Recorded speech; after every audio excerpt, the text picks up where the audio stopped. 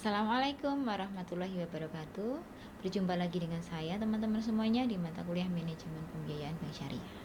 Pertemuan kali ini kita akan membicarakan terkait pembiayaan yang bertema pembiayaan ijarah atau pembiayaan yang berbasis sewa. Nah, apa itu pembiayaan ijarah? Pembiayaan ijarah adalah akad pengalihan hak penggunaan atas suatu barang untuk jangka waktu tertentu dengan kompensasi pembayaran uang sewa, tetapi tanpa diikuti oleh perubahan kepemilikan atas barang tersebut. Jadi sewa menyewa, seperti itu ya.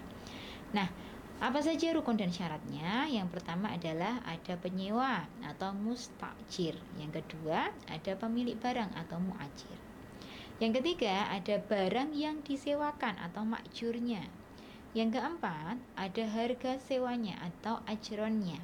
Yang kelima, ada ijab dan qabulnya atau silhotnya. Nah, apa saja syarat sahnya pembiayaan ijarah? Yang pertama adalah pemilik barang atau muajir dan penyewa harus cakap hukum dan tidak dalam keadaan terpaksa atau tidak ingkar janji, antarodin ya. Yang kedua, barang yang disewakan itu memiliki manfaat yang dibenarkan secara syariah. Yang ketiga, ajron atau harga sewa harus dinyatakan secara jelas dan pembayarannya pun harus dilakukan sesuai dengan kesepakatan. Nah, bagaimana aplikasi atau produk turunan yang ada di bank syariah?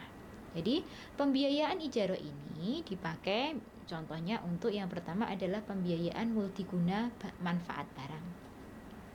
Yang kedua digunakan untuk pembiayaan multijasa. Contohnya misalkan untuk pembiayaan pengcoveran biaya pendidikan, untuk pembiayaan pengcoveran kesehatan, ya, untuk wisata dan lain sebagainya. Untuk pernikahan itu juga bisa menggunakan akad ijarah. Kemudian bisa diaplikasikan juga untuk pembiayaan modal kerja. Nah, misalkan mau sewa mesin tadi ya, misalkan mau sewa mesin mesin untuk proyek ya. Nah, itu bisa menggunakan akad ijarah, atau misalkan sewa mesin, sewa fotokopi dan lain sebagainya, itu bisa. Kemudian bisa digunakan untuk kombinasi akad, contohnya di syariah card, atau kalau sekarang itu namanya untuk hasanah card ya, atau bahasa konvensionalnya itu kartu kredit ya, syariah card. Kemudian untuk personal finance. Nah, bagaimana ketentuan atau landasan fatwa hukumnya? Jadi pembiayaan ijarah ini sudah diatur oleh fatwa DSN MUI nomor 9, nomor 17, nomor 43, nomor 44 gitu ya.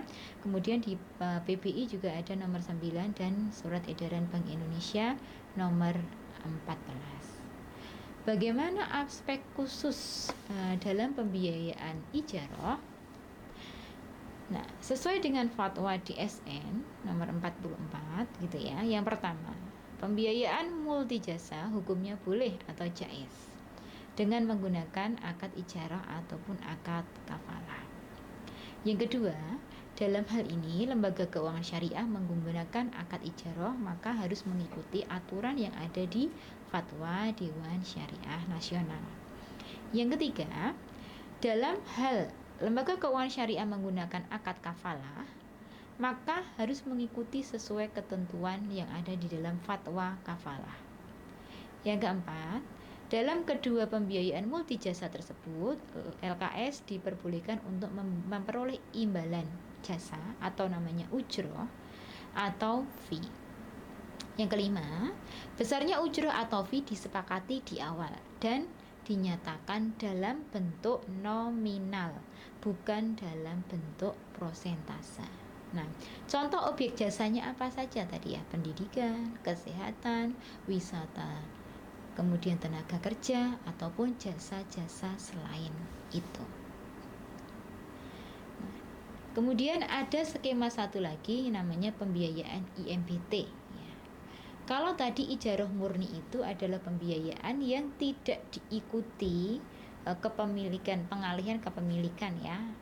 Tapi kalau IMBT atau namanya ijarah mumtahiyah bitamlik adalah akad sewa menyewa atas suatu barang dengan jangka waktu tertentu yang diakhiri dengan pengalihan kepemilikan kepada penyewanya. Jadi di akhir jatuh tempo maka ada pengalihan hak kepemilikan barang yang disewakan tadi. Itu namanya akad IMBT.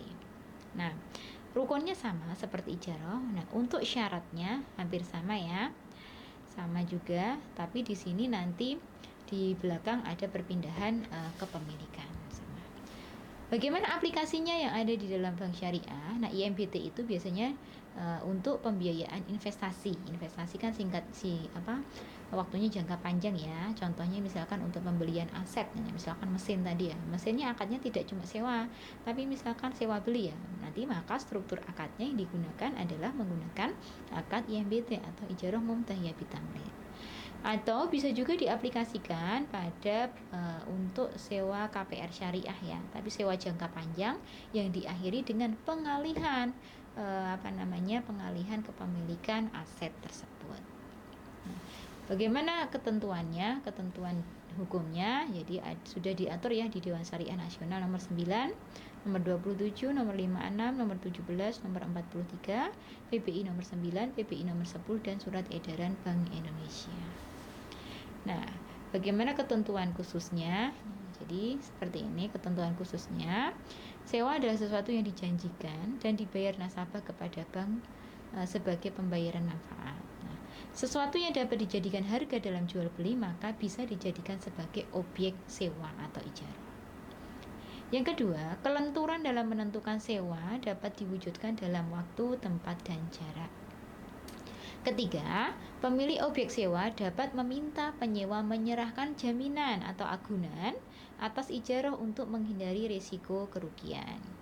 Yang keempat, pihak yang melakukan ijarah muntahiyah bitamlik harus melaksanakan akad ijarah terlebih dahulu. Jadi akad sewa dulu, baru akad terjadi pemindahan kepemilikan, baik itu dengan jual beli atau hibah, dapat dilaksanakan setelah selesai akad ijarah. Yang kelima, janji perpindahan kepemilikan yang disepakati di awal akad ijarah atau wa'ad tadi hukumnya tidak mengikat. Hukumnya tidak mengikat ya. Apabila janji itu dilaksanakan, maka pelaksanaannya harus ada akad pemindahan kepemilikan di akhir masa perjanjian ijarah selesai. Kemudian apa kewajiban bank? Yang pertama, menyediakan aset yang disewakan. Yang kedua, biaya pemeliharaan aset ditanggung oleh bank. Yang ketiga, bank juga harus menjamin bila terjadi cacat pada aset yang disewakan. Baik, seperti itu teman-teman semuanya terkait penjelasan pembiayaan ijarah dan ijarah mumtahiyah bitamlik. Untuk simulasi dan perhitungannya kita akan bahas di lain pertemuan, atau kita bisa diskusikan di forum atau di my class. Terima kasih atas kehadiran teman-teman semua dan atensinya. Kita akan bertemu lagi insya Allah di pekan depan. Mari kita tutup dengan membaca doa dan kafaratul majlis bersama-sama. Assalamualaikum warahmatullahi wabarakatuh.